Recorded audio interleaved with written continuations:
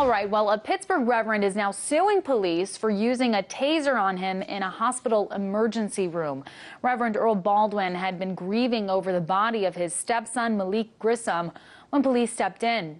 In June of 2012, the 23-year-old was shot in the East Carnegie neighborhood of Pittsburgh while trying to break up a street fight. He was then taken to the hospital where the altercation between Baldwin and police officers ensued. Now, hospital officials have insisted that Baldwin was interfering with efforts to revive Grissom, but the family says that's simply not true, and they've now filed a federal civil rights lawsuit against the police department. To get their side of the story, earlier I was joined by Reverend Earl Baldwin, his wife Tori Baldwin, and the family's attorney in this case, Joel Sansone. I first asked the Reverend to talk about what happened that day in the emergency room. Me and my wife got a phone call that our son had been violently injured and go to the hospital. We went to Allegheny General Hospital, and we were told that he wasn't there. We went to Mercy Hospital. My wife got out the car, she went in, she checked in, and they told her that he wasn't there. She came back out, got in the car, we went back over towards General Hospital, Allegheny General Hospital, received a phone call from my other son who said, come back to Mercy, they're taking him to Mercy. We went back to Mercy, we finally got up in there. We walked in the room, walked in the hospital room, walked in the entrance, the emergency room entrance. They checked us in, gave us name tags, asked us who we were. Said the mother and the father, and they asked us to get one more person.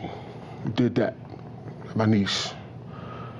They took us in the back, informed us that Mileek didn't make it.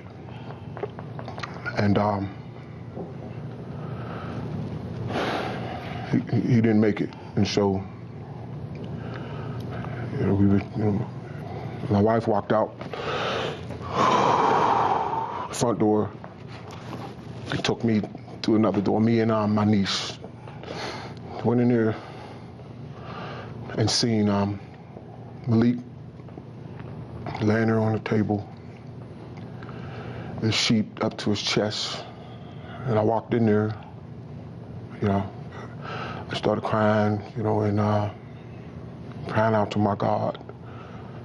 And I recalled this, our officer just coming in there with me. I went around to the top of his head and I started talking to him, praying with him, and telling him some things that I felt like he needed to hear at the moment. And before I realized it, I just realized there was a lot of people pulling on me.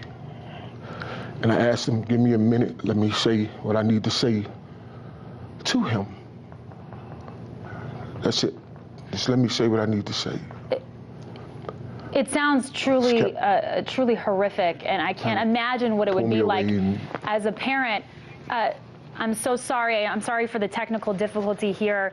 But Joel, I want to bring you in. As I understand it, the hospital has responded to the lawsuit. They have said clearly this was a stressful situation and a tragic loss for the family. However, allegations about the circumstances are inaccurate. They allege that you were actually in the way of reviving your son. So I don't know if, Joel, you can respond. I know that. Yeah, I surely can. Yeah, go ahead. I can. The beauty of knowing the truth in this case is that it's on videotape. The hospital's videotape system captured the entire situation. At the time of the incident, and at the time that we filed the lawsuit, which was several months ago, the hospital took the position that Earl Baldwin was interfering with efforts to revive the child. But the videotape shows clearly that he was on a gurney, he lay there, and he had passed. In fact, once Reverend Baldwin was pulled violently from the side of this child, after the police officer arrived there, he pulled his taser and tased my client. When he tased my client, the hospital personnel shoved the gurney out of the way so they could handcuff my client and drag him out. And then the videotape shows a nurse coming and putting a sheet over the child's head and nobody doing anything. There was no effort to revive any. The child was dead when those parents got there. And Tori, I hope that you can hear me. Over the last 2 years, I wanted you to talk about what kind of response you've gotten from the police department. And do you know if the officer in this incident has been reprimanded in any way? Absolutely not. They have not reached out to us. I do know that the police officer they told my husband when the review board, they said that they had found him to be, his job description, he was doing his job, and there was nothing that would be done, and she was dismissing the case. My husband came and told me, I called her, I told her, we're going to reverse roles. I'm going to be you and you're going to be me. I gave you a call telling you that after me sitting down and watching everything that needs to be watched, then I'm going to release your case. I told her, are you all right with that? Because if you are, then I am. And I hung up the phone on her and never said nothing else. Now, Joel, I want to bring you in again because this kind of force, this kind of interaction we see in this case here is not an isolated incident, and it's not anything new for this community in Pittsburgh. You've been trying cases like this for quite a while. How would you describe police-community relations right now in the community? We have a new mayor in Pittsburgh, relatively new, and a brand new police chief. And the promise has been from those individuals that we're going to clean up the racial violence within the police department, and we're going to improve community relations.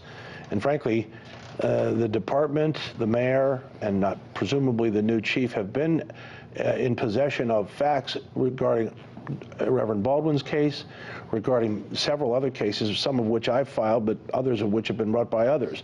Nothing has been done, as far as we know, to move race relations forward, to punish those police officers who think that they can bring their racial bias into the streets of Pittsburgh and visit that justice on the black community here.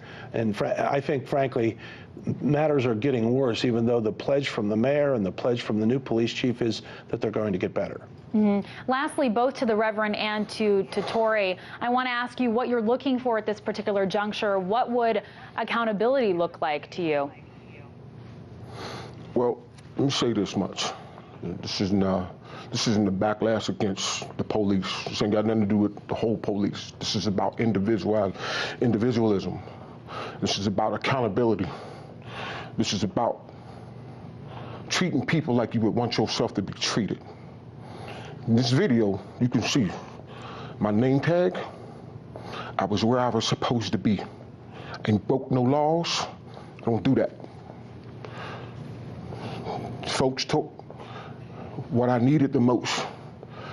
Me and that boy had a rocky relationship that began in the beginning, but we begin to heal, we begin to bond, we begin to do some things that would solidify my family. There were some things I needed and I had to say to him, and they took that away from me. I didn't ask for much from them at all. The blatant disrespect that they showed me, it continued afterwards.